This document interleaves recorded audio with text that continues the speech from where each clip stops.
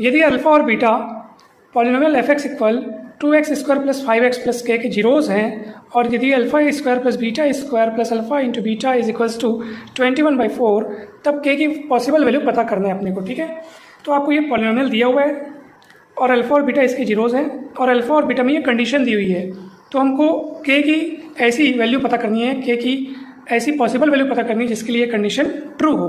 ठीक है, तो चलिए कैसे बनेगा दोस्तों, ये बहुत ही सिंपल सा सवाल है, बहुत ईजिली आपको समझ में आ जाएगा ये। तो आप देख सकते हैं कि यहाँ पे ये पॉलिनोमियल आपको दिया हुआ है ना भाई, गिवन पॉलिनोमियल दिया गया बहुपद है f(x) = 2x² + 5x + k।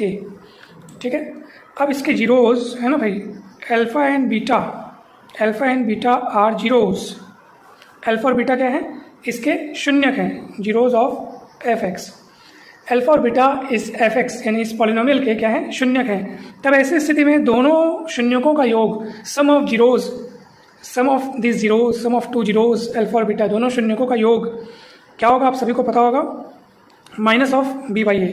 दोस्तों ये कैसे आया, तो चलिए इसके लिए हम थोड़ा पिछली बातों को याद करते हैं। तो अगर आपके पास पॉलिनोमियल इस रूप में होता है ax² + bx + c, ठीक है, और इसके जीरोज़ अगर अल्फ़ा और बीटा हों तो सम ऑफ जीरोज़ यानी कि अल्फ़ा और बीटा का जो योग है वो होता है -b/a।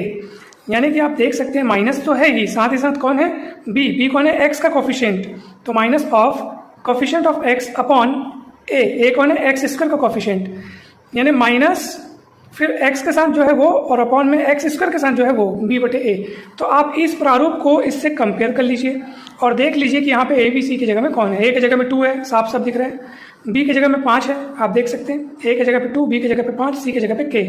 तो जैसे ही इस पॉलिनोमियल के लिए सम ऑफ जीरोज़ जो है वो -b/a है, तो b की जगह पे 5 दिख रहा है, a की जगह पे 2 दिख रहा है, तो -b/a यानी -5/2।